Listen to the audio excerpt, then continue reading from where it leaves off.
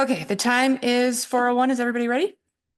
Okay, I will go ahead and call the Plan Commission meeting to order in person and via Zoom, Tuesday, April 8th, 4 p.m. Roll call, please. Council Representative Schultz, Here.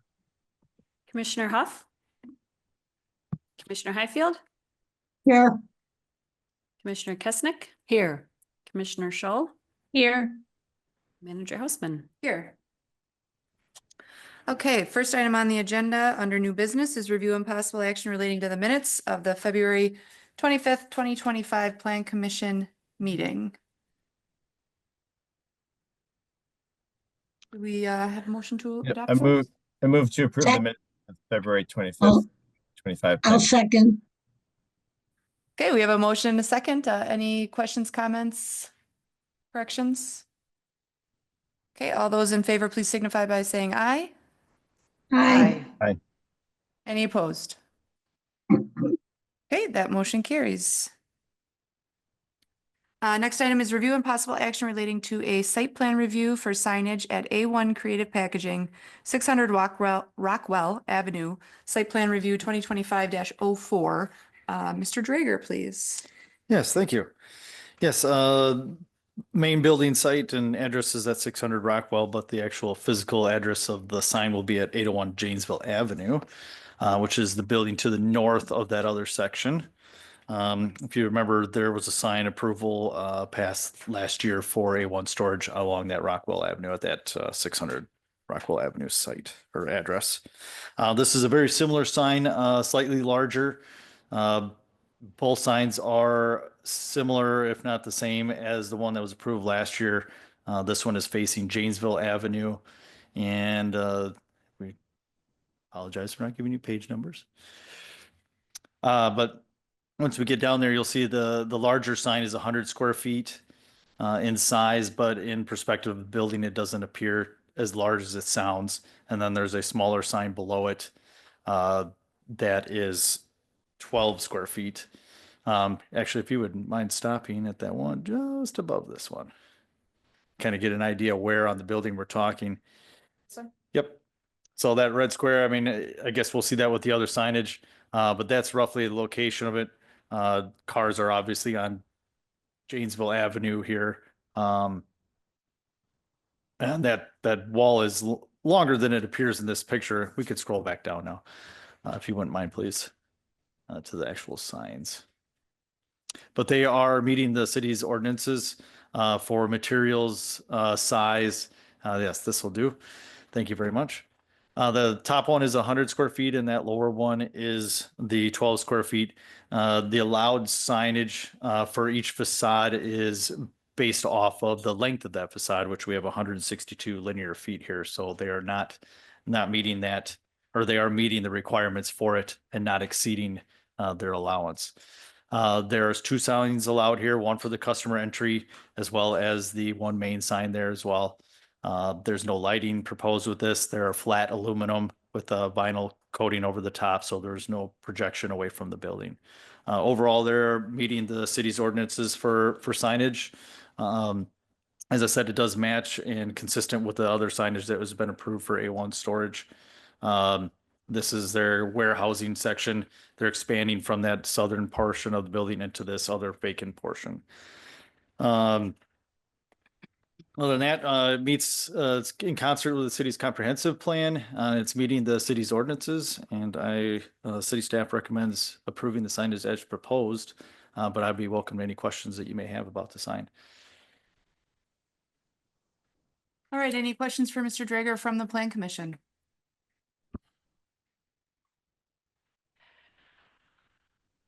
I would move to approve the site plan review for signage at A1 Creative Packaging, 600 Rockwell Avenue. Second.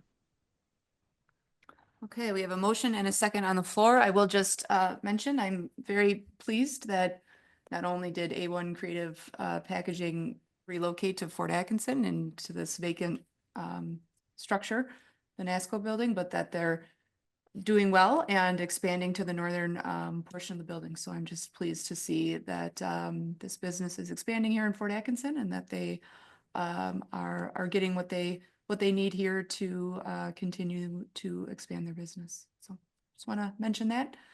Any other questions or comments from the Plan Commission?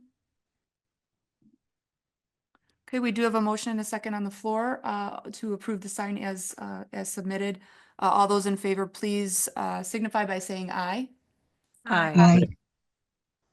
Any opposed? Okay, that motion carries.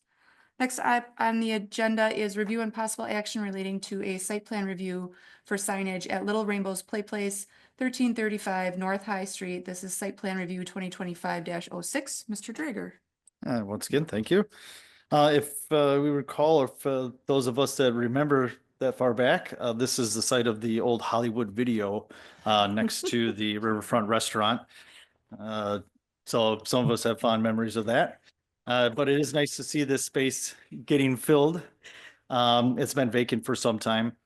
You see the sign there. It's not quite as proportionate as the picture shows there.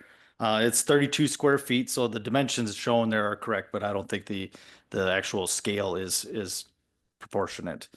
That'll be facing North High Street. There's also a group development sign along North High Street that is getting a face replacement. As in notes, it doesn't require Plan Commission to approve face replacements, but it is nice to be included here so you can see the overall scope and that they are filling that vacant spot on there as well. Here you can see that similar sign and directional with some contact information in it. But it's an existing space and they're just replacing that face. But once again, the sign meets the city's ordinances in reference to size. The facade on this is for the most part irrelevant since every business is allowed 40 square feet total of signage for their front facade. This is, of course, meeting that. Projection of this sign will be 7 inches with the fastening devices. It also has internal lighting, which is LED. It's a aluminum sign with some steel for mounting hardware and those aspects. But overall, it is, like I said, meeting the city's ordinances. I do want to point out the Little Rainbows was a recipient of the Capital Catalyst loan last year, and that I believe helped fund the remodeling of the play place from the previous use of it. With that, it does appear to be in concert with the city's comprehensive plan, and staff recommends approval of the signage as proposed. And I would welcome any questions you may have. Any questions from the Plan Commission on this sign? So the allowed size is 40 square feet? Yes. And they're proposing 32? Correct. Okay. And like you said, the the scale of the photo obviously is off quite a ways because the 8-foot width of the sign looks to be about the same as the 25-foot height from the ground. I feel I So, must mention it was challenging at times to get some of the information that we Okay. require. Okay. So I hesitated to push further yet. okay, I'm just worried that it might be a little bit, Yeah, Puny? picture a sheet of plywood is about the size of what 4x8 is. So it's That's true. pretty good That's- size, and yeah, if it's that- lit, I I think guess. it'll be visible there and Okay. and comparable to the riverfront signage that's there. maybe, yeah, and maybe 25 feet is the height of the building, not the height off the ground to the other side of the sign. Yeah, there's a lower walkway that's covered there, and then that upper facade is higher than that walkway. Mhm. Okay, thank you. But like I said, each business is allowed that 40 square Yeah. feet because some businesses obviously don't have a very large storefront space, but they are deserving of some signage to show that. So they are meeting that requirement for Mhm. the size. Okay.